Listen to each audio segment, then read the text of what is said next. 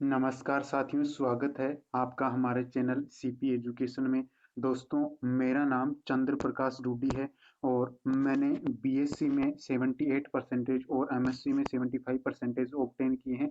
और सबसे अच्छी बात यह कि रीट 2021 की जो परीक्षा है वो मैंने पहली बार दी है और इसमें प्रथम प्रयास में ही मैंने 89 परसेंटेज हैं वो ऑब्टेन किए हैं। तो दोस्तों, मैं अब फर्स्ट ग्रेड बायोलॉजी लेक्चरर की तैयारी कर रहा हूँ और जो मैं तैयारी कर रहा हूँ तो इसके साथ ही मैं ट्यूशंस भी तैयार कर रहा हूँ। और आज के इस वीडियो में मैं जो फर्स्ट ग्रेड की जो साइकोलॉजी है, मनोविज्ञान है, उसके 10 क्वेश्चंस आपको देने वाला हूँ।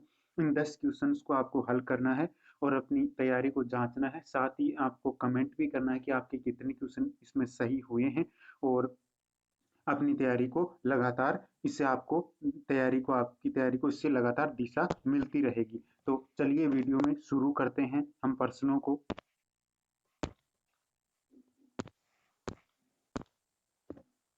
आज का हमारा सबसे पहला प्रथम क्वेश्चन है, management of teaching and learning पुस्तक के लेखक कौन हैं? मॉरिसन, आई के डेविस, स्मिथ और पी डब्ल्यू जैक्सन। तो आपको प्रश्न को ध्यान से पढ़ लेना है और चारों उसके ऑप्शंस ध्यान से पढ़ लेने हैं और उसके बाद उसका जो सही उत्तर है उसको आपको तय कर लेना है। चाहे प्रश्न आप एक बार पढ़िए, दो बार पढ़िए, कोई दिक्कत नहीं है। प्रश्न का उत्तर तय करने के बाद मैं आपको उत्तर बताऊंगा। तो यहाँ पर आपने तय कर लिया होगा कि इस management of teaching and learning पुस्तक के लेखक कौन है। तो देखिए इसका उत्तर क्या है। इसका आंसर है दोस्तों आई के डेविस, यानी management of teaching and learning, यानी अधिगम और जो शिक्षण है उसका प्रबंधन। इस पुस्तक के लेखक कौन है? आई के डेविस है। ठीक है, अगला क्वेश्चन है,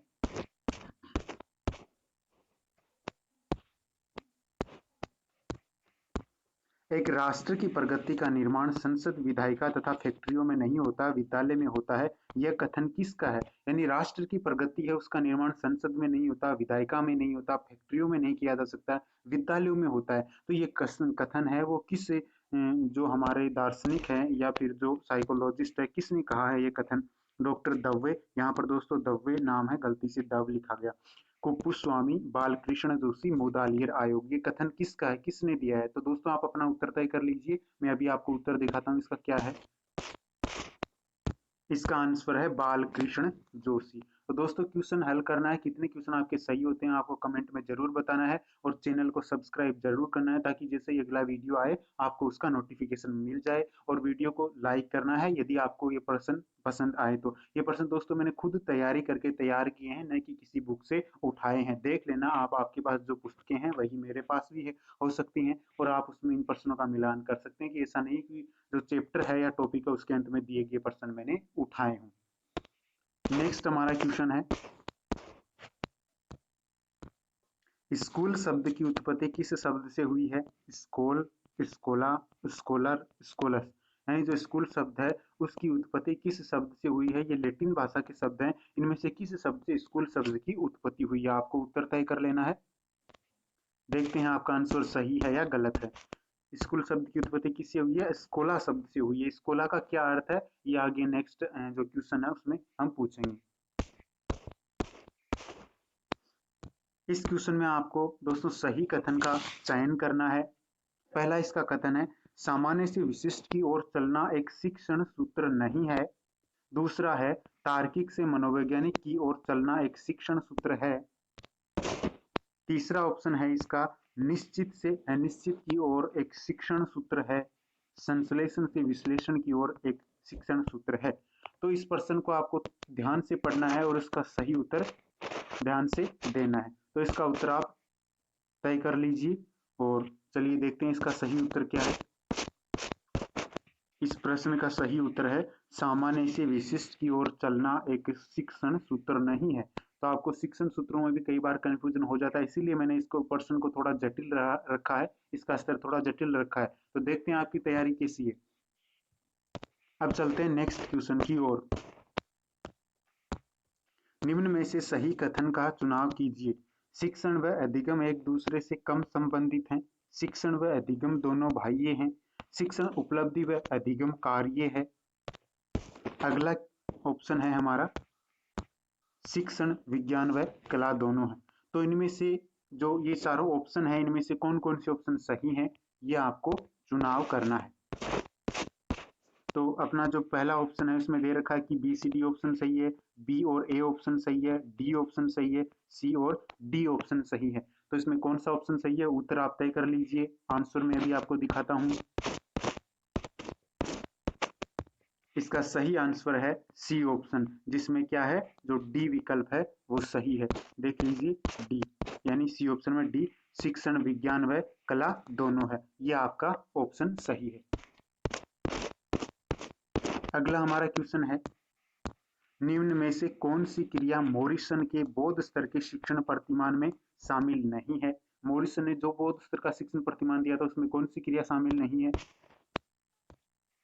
तथ्यों का ज्ञान प्रदान करना, छात्रों द्वारा उपकल्पना का निर्माण, समस्या समाधान और व्यवस्था, कौन सी इसमें शामिल नहीं है।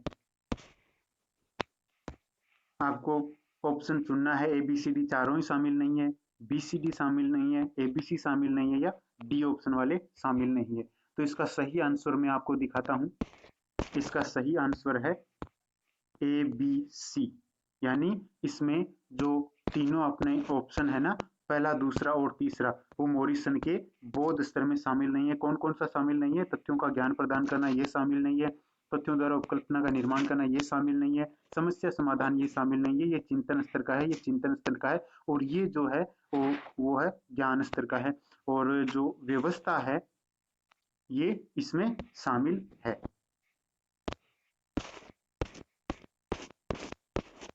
अगला हमारा क्वेश्चन है, शैक्षिक व्यवस्था के आधार पर शिक्षण के कितने भाग हैं। 4 भाग हैं, 2 भाग हैं, 3 भाग हैं, या 5 भाग है। कितने भाग है, आप आंसर तय कर लीजिए, सही उत्तर का चुनाव कर लीजिए। देखते हैं आपका उत्तर सही है या गलत है। आंसर 3। इसमें कितने प्रकार हैं, 3 प्रकार हैं। शैक्षिक व्यवस्था के आधार पर शिक्षण के कितने भाग हैं, 3 भाग हैं। अगला हमारा क्वेश्चन है, शिक्षण के अनुदेशन सिद्धांत के प्रतिपादक कौन है। स्किनर, गार्डन, सुकरात, हरमन, सीगल। इसमें कौन सा ऑप्शन सही है, आप तय कर लीजिए। उत्तर मैं आपको अभी दिखाता हूं।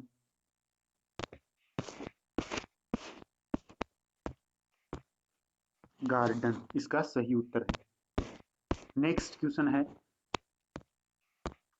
एक प्रभावशाली विद्यालय की विशेषता नहीं है, बालक को विद्यालय से जोड़ने पर बल दे, पर्याप्त मानवीय व भौतिक संसाधनों से युक्त, बालक को घर व समाज से जोड़ने पर बल दे, समाज सेवा पर बल दे। तो इसमें कौन सा ऑप्शन सही नहीं है, जो विद्यालय की प्रभावशीलता को स्पष्ट रूप से प्रतिबिंबित नहीं करता है, उसकी विशेषता नहीं है। इसका सही उत्तर है बालक को विद्यालय से जोड़ने पर बल दे। अगला हमारा क्वेश्चन है 10वें नंबर का, लैटिन शब्द स्कोला का अर्थ है गृह है, अवकाश, शिक्षालय, शिक्षक। इसका क्या अर्थ है, इसका सही उत्तर क्या है, देखिए।